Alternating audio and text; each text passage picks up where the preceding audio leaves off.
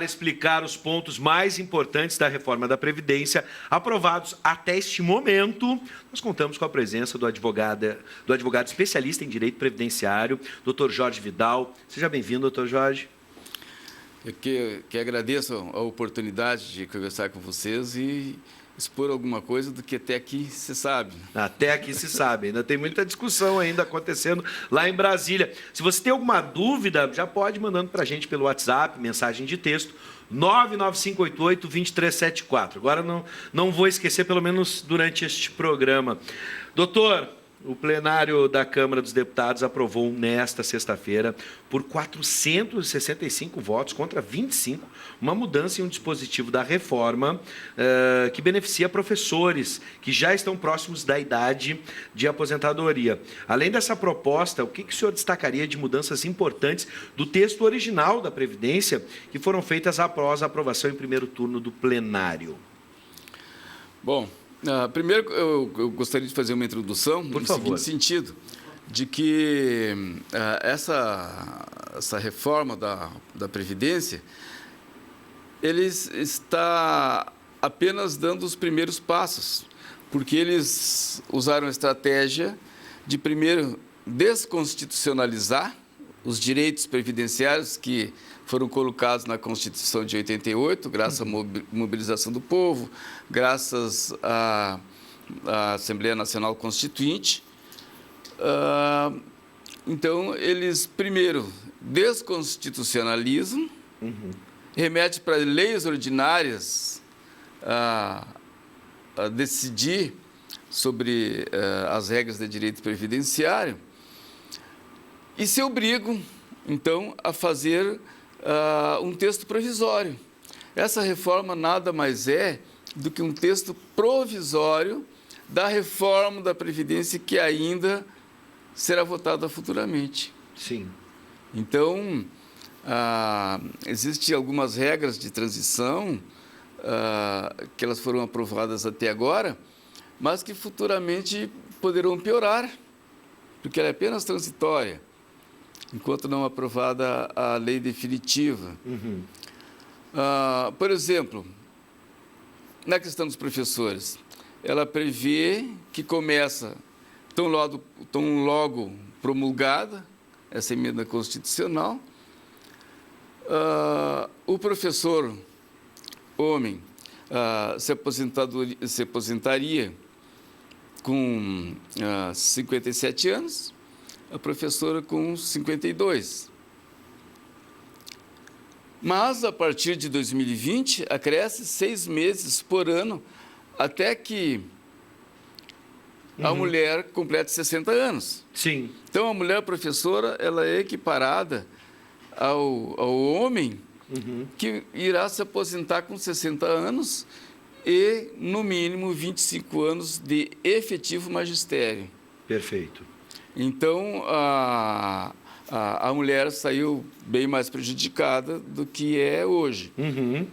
Alguma outra mudança, a gente, por enquanto, falou no caso dos professores, que o senhor destacaria, falando sobre esses destaques que estão sendo discutidos? Sim.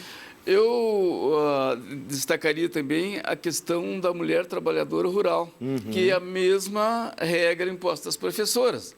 Sim. Hoje, o trabalhador rural, o homem, se aposenta com 60 anos e a mulher com 55. Então, isso está mantido hoje. Sim. Houve uma gritaria geral, o povo se mobilizou e tal, e eles não mudaram a regra. Apenas hoje, até a data da promulgação, a mulher se aposenta aos 55. Mas depois acresce 6 meses a cada ano, até que ela se aposente com 60 anos também, igual o homem. Bom, a gente está falando também sobre as questões, e uma das principais, o senhor mesmo já citou, a questão da transição. Né? Como é que a gente pode explicar esse recorte? Né? Um dos pontos que tem gerado mais dúvida é a questão da transição.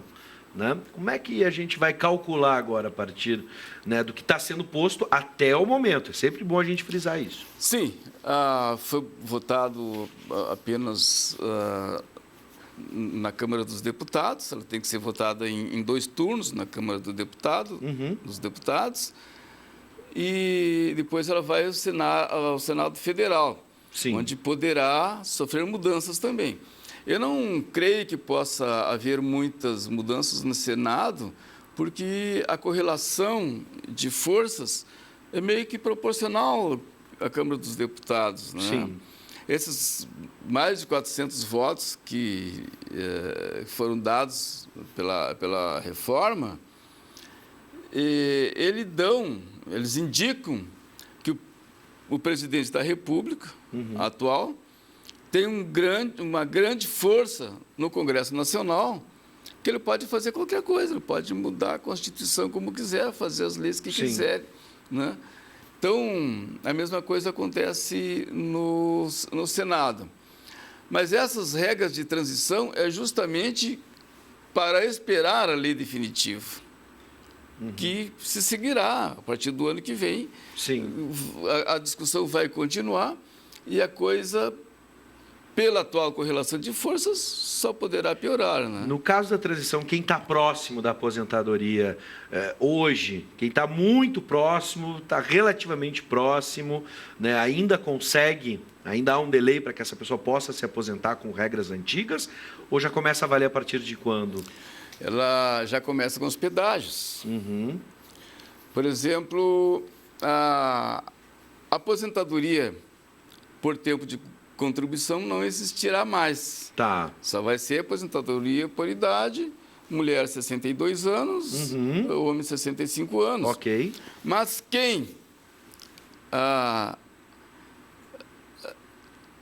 o homem, por exemplo, Tá. que por tempo de contribuição se aposentaria aos 35 anos, se ele tem 30 anos hoje, Tá. ele teria que trabalhar o dobro do que falta. Faltam 5 anos para 35, ele teria que trabalhar mais 10 anos, né? Se ele tem 33 anos de contribuição, falta 2, ele vai ter que trabalhar mais 4. E a mulher também. A mulher hoje é 30 anos. Sim. Ela, se tiver 28 anos, De contribuição. falta 2, vai Sim. ter que trabalhar mais 4. Mais 4. Tá. Essa é a regra de transição para a aposentadoria por tempo de serviço. Isso, quem está perto, quem está próximo. Quem está chegando. Quem está chegando ali. lá. Bom, vamos para a Isso. tela, porque a gente tem participações. Vamos lá. Boa noite, gostaria de saber se a reforma é tão boa, por que alteraram apenas de policiais e não para todos? Por que não fazer uma reforma... Por que não fazer reforma política? E o mais importante, o áudio do Dallagnol, pergunta o Guilherme, de Porto Alegre, são muitas questões, mas vamos falar sobre os policiais na sequência. E para quem é autônomo, atenção, faltando 2 anos, a regra de transição será de 100% ou 50%? É verdade que se faltar 1 ano e meio, não haverá transição? Pergunta o Alberto. Haverá transição. Haverá, Alberto, haverá. Haverá transição para todos, porque o autônomo que ele falou é o contribuinte individual, que ele só recolhe de uma maneira diferente. Sim, entra no regime geral. E entra no mesmo regime que os outros. Pronto. Pedágio Agora, do dobro do que falta. o dobro do que falta. Então seria, no caso, 1 ano e meio, ia compor 3 anos. 3 anos. Os policiais, como é que ficou essa questão dos policiais? Pois é, a feitura das leis, elas são sempre resultado da mobilização do povo, né? Os policiais foram muito incisivos. Eles foram para cima mesmo, né? Sim. Eles gravaram um vídeo e chamaram o presidente de traidor, porque teria proposto uma coisa e depois incluiu eles juntos, né? Sim. Então, essa mobilização dos policiais, dos militares, ela cedeu alguma flexibilidade graças à mobilização, né? Reflexo muito grande, reflexo na mídia e nas redes sociais, né? Os militares também, que por natureza já são da mesma a linha do presidente, que também é militar, né? Mas aí tem os parlamentares, né, deputados e senadores, que que legislam, né? Eles é que fazem as leis, então garante o melhor pedaço do bolo para eles, depois reparte o resto. E depois tem as carreiras de Estado, juízes e Ministério Público, que esses estão também, infelizmente, fazendo parte de uma casta acima de qualquer coisa, né? São os amigos do rei. Hoje eles ficaram com um regime diferente. Continua tudo como está. Sim. Altos salários, aposentadoria integral, férias 2 vezes por ano. E a idade mínima para eles, 55? Né? Não tem. As carreiras de Estado ficaram praticamente fora disso aí, intocadas. Muito bem. A questão da pensão por morte, quais as alterações? A pensão por morte, hoje, ela morre um do casal, o que ele recebia vai integralmente a título de pensão para a mulher, que, se tiver filhos, divide com os filhos. Houve uma reforma há pouco tempo em que foi escalonado os casamentos mais novos, né? Então, ficaria recebendo uma pensão por um período, mas os casamentos já com mais tempo, por um período maior, e daí se extinguiriam, né? E a aposentadoria integral, a pensão integral para a mulher, só a partir dos 44 anos dela, né? Que aí seguiria. Essa regra nós já tínhamos, de acordo com a última reforma. Mas, agora, não vai ter a garantia do 100% que o cônjuge falecido recebia. Vai ser 50% e ainda há casos em que é por pouco tempo, né? A pensão por morte, tá? O que prevê a reforma, já para quem recebe o benefício de pensão por morte, direito adquirido. Direito adquirido. Né? E contribui para o INSS, para obter uma aposentadoria. É possível acumular os dois benefícios? Não será mais possível acumular. Vai ter que optar pelo benefício mais vantajoso. E ainda vai ter que contribuir, porque nessa reforma também há um aumento de 68% para aqueles que contribuem com 11%. No meu caso, contribuo com 11%, talvez o senhor. Sim. Né, vai passar para 11,68%, então vai aumentar também. E isso também vai ser cobrado dos aposentados e pensionistas. Sim. Também aumenta um pouquinho a contribuição. Bom, a gente falou um pouco sobre a questão do funcionalismo público, mas nesse caso são entes públicos, são aqueles que, por exemplo, parlamentares, que ganharam o seu direito através do voto, né? Hoje são parlamentares, são deputados, são senadores. Vai haver alguma mudança para os políticos, especificamente? Porque a gente fala do regime geral, a gente fala do regime do funcionalismo público, mas a gente tem essa categoria específica dos parlamentares. Muitos não se reelegem. Aliás, essa última eleição não reelegeu muita gente. Como é que fica a situação para eles? Olha, para eles continua tudo como está. Eles continuam se aposentando com aquela aposentadoria especial ainda. Não foi tirado. Alguns abriram mão. Às vezes eu vejo nas redes sociais aí algum deputado falando sobre a reforma e dizendo: eu abri mão da minha aposentadoria como deputado, né? Eles teriam que cair na regra geral. É uma forma assim muito triste de ver essas coisas, dos caras se aproveitando da situação. Esses sim são os privilégios. Porque a reforma da Previdência, ela tem um argumento por trás de que é para acabar com os privilégios. Mas privilégio de quem ganha até o teto da Previdência Social, 5.800 e poucos reais, até ali não tem privilégio nenhum. Nos privilégios não foram mexidos. Sim. Dos carreiras de Estado, dos deputados, não foi mexido em nenhum privilégio. Mas, lamentavelmente, quem é que poderia mudar isso aí? Só através de uma nova Constituinte. E nessa correlação de força que nós vivemos hoje, essa correlação de forças entre o poder do capital e a classe trabalhadora, ela é muito desvantajosa. Porque a roda da história ela vai girando, né? Nós tivemos vários períodos em que os direitos dos mais pobres, dos trabalhadores, eles foram se formando, foram entrando para o corpo jurídico do Estado, isso aí é mundial.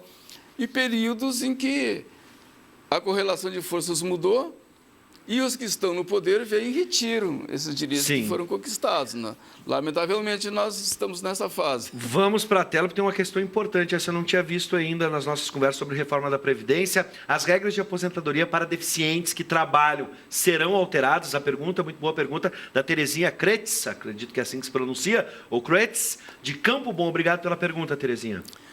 Ela será alterada também, vai ter um pouco de prejuízo. Agora, pouco antes de entrar aqui, ainda eu dei uma lidinha geral, assim, mas ela vai ser também alterada e tem essa previsão de, a partir de 2020, aumentarem os prazos também. Sim. Porque essa questão aí, ela está trancada hoje.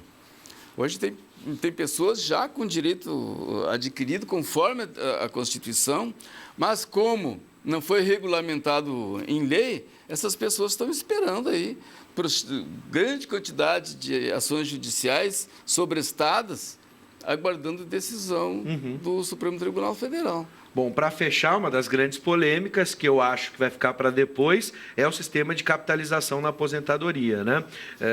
Foi a possibilidade de o contribuinte optar por um sistema de capitalização. Como é que ficou essa questão? Vai ser discutida lá na frente? Eu acho que tudo aponta para isso. Tá. Porque, como falei no começo, essa é apenas a etapa da desconstitucionalização dos direitos. Porque esses direitos sociais, né, os direitos do trabalho, eles foram inseridos no corpo da Constituição, são regras, é direito constitucional. Mas como essa correlação de forças no Congresso Nacional permite que o presidente faça o que quiser, ele vai continuar durante esse mandato aí, aprofundando. E toda essa preocupação com a reforma essa reforma da Previdência, isso não é déficit público, não é. Déficit público não existe, porque se existisse, o governo não retiraria, através da ADRU, 30% de toda a arrecadação da Previdência Social. Né? Bom, mas aí, aí ela aponta para isso. Ou seja, o trabalhador contribuir sozinho. Hoje, o trabalhador contribui com 1/3 e o empregador com 2/3, chegando aí a 30%. Bom, dessa forma, ele, então, contribuiria sozinho com a parte dele e aplicaria na rede bancária.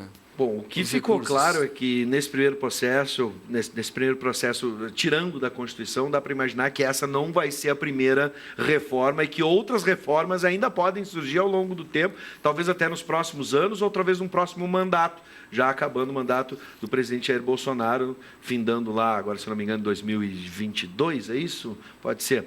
Eu não estou lembrando agora especificamente, mas pelo que eu entendi, desconstitucionalizando, novas reformas podem surgir a qualquer momento. Pode surgir, inclusive na área da saúde, na área da assistência social, em todos. Perfeito. Na reforma trabalhista, eles cometeram alguns equívocos que hoje está dando para os advogados trabalharem. Porque eles pegaram direitos constitucionais e modificaram por lei ordinária. Bom, agora você torna inconstitucional. Vamos aguardar, doutor Jorge Vidal, os próximos capítulos dessa novela que parece que a recém está começando. A recém está começando. Muito obrigado pela sua presença e até um próximo encontro. Eu que agradeço a oportunidade.